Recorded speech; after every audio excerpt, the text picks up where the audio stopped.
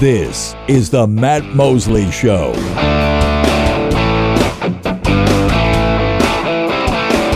It is Matt Mosley, E-Radio Network.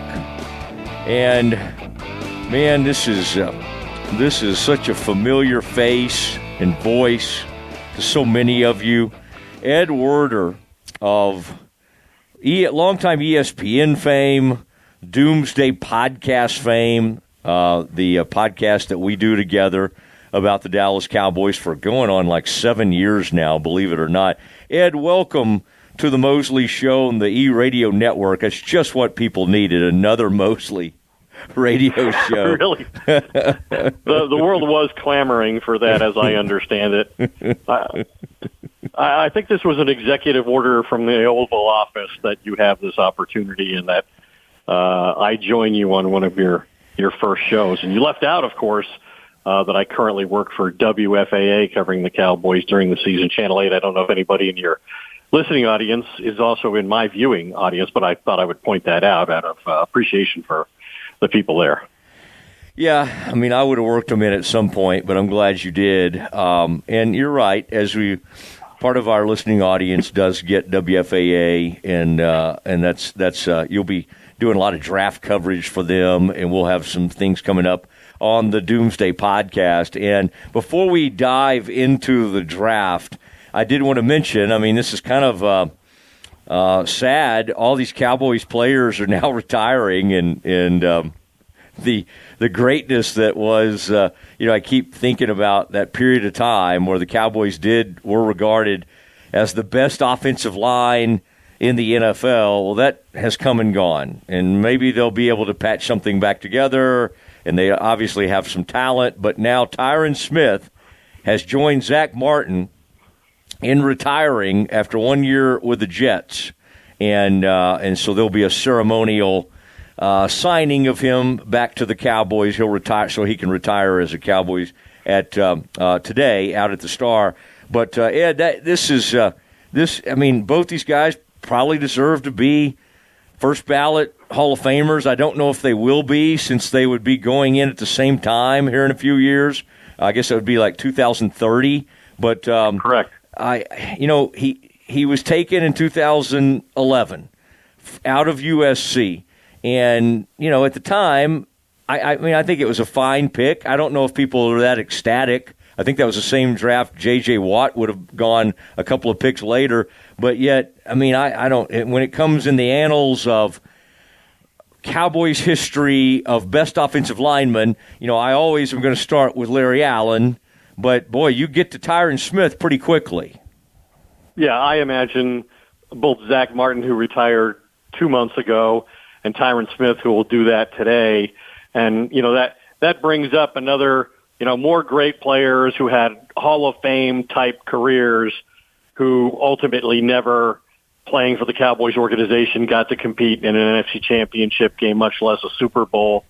Joining a pretty long list of players that would include, Jason Witten and DeMarcus Ware, who obviously won in Denver but not here, Tony Romo, guys like that. Not that Romo is a Hall of Fame type player, but, it's interesting to me, and you pointed it out, about that he and J.J. Watt were in the same draft. And to me, I think one way to evaluate the greatness of Tyron Smith is that the Cowboys drafted him with J.J. Watt on the board.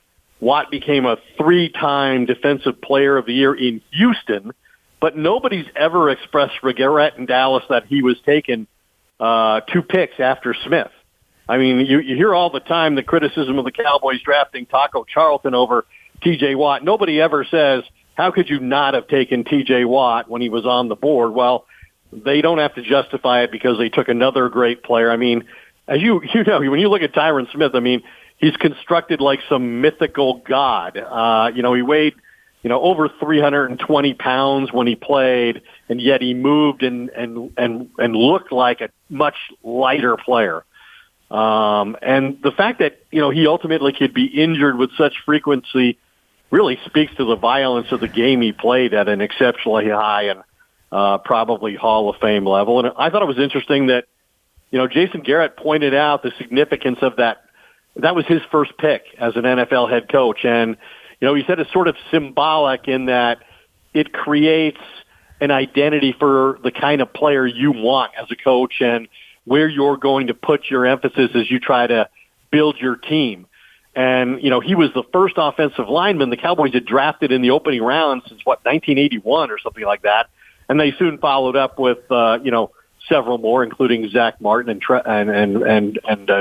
Trevor, the center. Travis Frederick, yeah. The center. And so that's sort of where we find Brian Schottenheimer next week, right? Schottenheimer will be making a similar decision that Garrett made on Tyron Smith at the 9th overall pick when the Cowboys opened the Brian Schottenheimer head coaching era with the 12th overall pick. And I assume it will, again, make a statement about the kind of team Schottenheimer expects his Cowboys to be going forward. Boy, Ed, this is almost like an episode of Doomsday has broken out. It's just it's fun to be back with you.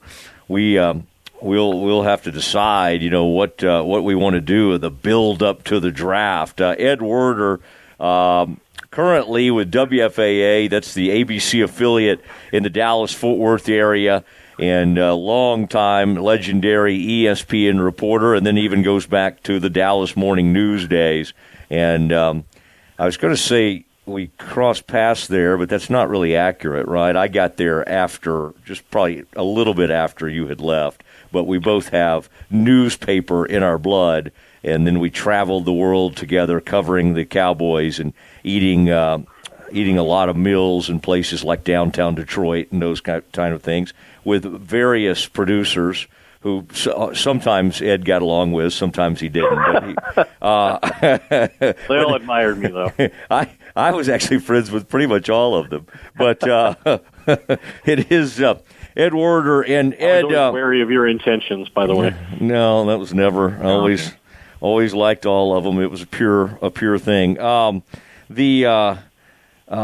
Looking at what Stephen Jones was saying just yesterday on the Cowboys flagship, and of course Stephen really pinned it down by saying, I could probably see us moving down more than moving up, but we could also move up. I mean, this is something we hear every year, and then we report it, of course, with great glee, like, oh, here we go. Here's what the Cowboys say they're doing. And we've learned, Ed, over the years to not trust anything. And Tyron Smith makes me think of a funny one, and you may vaguely remember this.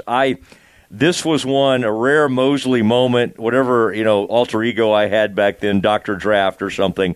I nailed the Tyron Smith pick about a month early, which was kind of, big at the time because he was being mentioned, but nobody was like totally connecting him to the Cowboys yet. And so felt pretty good about that, obviously, until about 2 days before. And you've had conversations like this with scouts where you have to decide, do I believe them? What are they telling me? Ulterior motive in trying to get me off this player and disassociate our team with this player that we want to draft so nobody around the league knows exactly what we intend to do.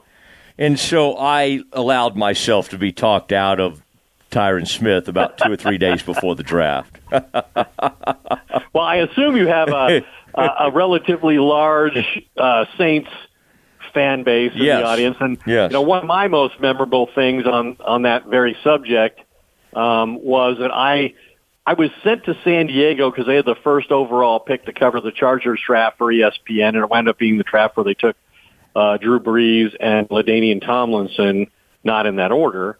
But they had the first overall pick, okay? And of course, by the time I flew there the day before the draft and started my coverage, they'd already they traded the first pick to Atlanta, which took Michael Vick, and I think they had the 5th pick. Anyway, you had a bunch of other teams as an ESPN reporter that you were responsible for reporting on when their pick came up, and one of my teams was the Saints. I'd covered the Saints quite a bit. I broke the big story about them trading their entire draft under Mike Ditka for Ricky Williams on the air before it happened. And anyway, so I'm making my calls to Randy Mueller, who's the general manager, and Jim Haslett, who's the head coach at the time. And I'm talking to Haslett, and he says to me, hey, we go through a bunch of players, and I get his opinion, and all of a sudden he volunteers. He says, hey, by the way, one guy I just don't see it in. And I'm like, who's that? And he said, Deuce McAllister. And I'm like, really? You don't like Deuce McAllister? Why don't you like Deuce McAllister? Anyway, so I was alarmed by that and felt like I may have been being lied to. And so I called Randy Mueller and I said, hey, let me ask you one thing. What do you think of Deuce McAllister? He says, love the guy, want to get him, think he's Fred Taylor. Like, so these guys, like most of the year, they try not to outright lie to us. Yeah. But this time of the year, they feel there's no problem lying to people in the media about what their intentions truly might be. Yeah, I even think, and it's funny, I think most people would not want to lie to somebody at your level. I think you did a smart thing by sort of double kind of checking your work there. I do remember a certain friend of mine who is now a GM in the AFC doing something similar to what you just said to Peter King. And Peter was none too pleased. I think Peter felt like he had earned the right not to be lied to. Well, and they did. And in my case, the Saints took Deuce McAllister. Yeah. They were trying to get me off that guy exactly. because they didn't want the league to think that anybody who wants Deuce McAllister has to get ahead of the Saints because that's who they're taking. They really like this guy, and they did draft him, even though they still at the time had Ricky Williams. Well, Ed Werder on the Matt Mosley Show, E-Radio Network. Ed, I want to jump into this number 12 pick real quick, but before we do that, this Micah Parsons, he did show up to those voluntary workouts. I mean, you and I have covered these things over the years. Of course, I was sent to Larry Allen's house one time when he did not show up to Bill Parcells' voluntary workouts, which, again, pretty much ended my relationship with Larry Allen. But as a young reporter, I was, doing what my editors wanted me to do. I've since learned how to disobey my superiors in a lot of ways. But Micah being there and just kind of, you at one point this thing was feeling like it was close. We know how these things ebb and flow. And then, of course, Jerry acted like he didn't know the name of the agent, which, again, I could totally buy Jerry forgetting the name. But the agent is very well known. It's not like this is some kind of peripheral right. guy. Mulugeta has negotiated over $1 billion worth of NFL contracts, and Jerry is impugning his own reputation as general manager if he truly does not know the man's name. Yeah. Where do you think this is now, and how much of a good sign do you think that is for Cowboys fans? Because even before there was any sort of a contract thing, Micah was already not showing up, right? There were 2 years where even when you and I were out there talking to Zimmer and thinking, well, this would probably be a good time for Micah and Zimmer to be bonding. I mean, I remember we got some answer from one of them. Maybe it was Mike. I mean, it was kind of like, well, I hadn't really had a chance to talk to him. Right. We were both like, really? That seems odd. Micah's about to play for his third different defensive coordinator in as many years, and so it's just as urgent with the system change now as it was a year ago. And I thought it was interesting that, Jerry at the owners' meetings a couple of weeks ago characterized, everything as, nearly all the details and negotiations had been completed without involving David Mulugeta, who's the agent, because he had negotiated directly with Mike in their agreement on, term, overall value of the contract, signing bonus, all of these things. And yet then Jerry said, he seemed to justify not following through with getting the deal done anytime soon by saying, well, I want to make sure that you're going to be worth all this. I want to make sure that you're going to be the leader I'm paying you to be if I write a check for the amounts we've been talking about, which I thought was an interesting thing for Jerry to say. It suggests to the public, at least, that they have some questions about Micah Parsons, demonstrating appropriate leadership. And I think that's been an issue in the locker room, and maybe that's why he and DeMarcus Lawrence spatted publicly on social media when Lawrence left and signed with Seattle.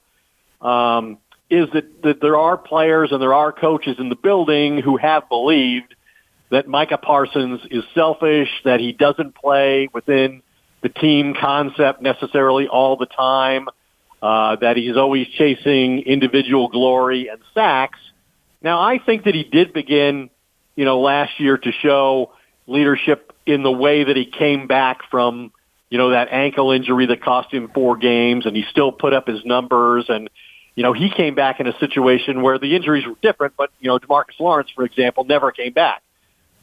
Even though the Cowboys, had nothing to play for at the end of the year, Parsons was still playing and playing hard and playing at, a very high level. And so I think he started to demonstrate leadership in that regard. And remember, in the final weeks of the season, he went on record saying, hey, I don't need to be the highest paid non-quarterback in football. I don't need to make $40 million a year. I want good players around me. So let's get this done at a lower number so I can have good teammates around me. And they haven't gotten it done, but they did keep, Oso Digizua, which was an important signing for Matt Eberflus, the new defensive coordinator. But I just thought it was interesting that Jerry balked at finishing the deal, still not done, and cited wanting to see, more leadership examples from a player he was about to make, one of the highest paid players in the league. I think that was one of the best tackles all season, is as Micah was saying what you just described, that agent Mulugeta raced over there and tackled him and to prevent him from saying any more about that. But, that you would think Jerry would have heard that and let's go, let's get this thing taken care of. But, those are really good points because any sort of leadership or any sort of knock that Jerry would say about, let's say, somebody like Dak would just fall on deaf ears. The thing with Micah, as great as he is, there is the knock, the podcasting, the constant, there's all, he gets, and some of this stuff is overdone because it's the Cowboys and it's ESPN, but still, he does put himself out there a lot. Now, to your point, in the locker room afterwards, after games, now he said some things that riled some people, and I think it were taken as him throwing his coach under the bus. Let's say Mike McCarthy, but of course it was under the guise of him taking up for a teammate or talking about how much he loved a teammate. So on one hand, he got beat up for something, but in some sense he was doing something admirable. But his sense of accountability, again, I'm not saying he always says the perfect thing, Ed, but I think you and I would both agree he's always there, right? He's not really trying to sneak out of the locker room as we've seen a few players do over the years. Right, but I do think the Cowboys always hold their breath when they make him available on a weekly basis because you do never know what he'll say. And, as a journalist, I appreciate his, sense of honesty and his availability under any circumstances, win or lose for the most part. So, I think he needs to be, more. I think the podcast thing is ridiculous. I don't think it takes any of his attention away from his football preparation. He sometimes creates headlines, but hey, that's the NFL and that's professional athletics today. So I don't have any issue with him doing a podcast, but I know we'd make room on ours for him if he ever did lose it.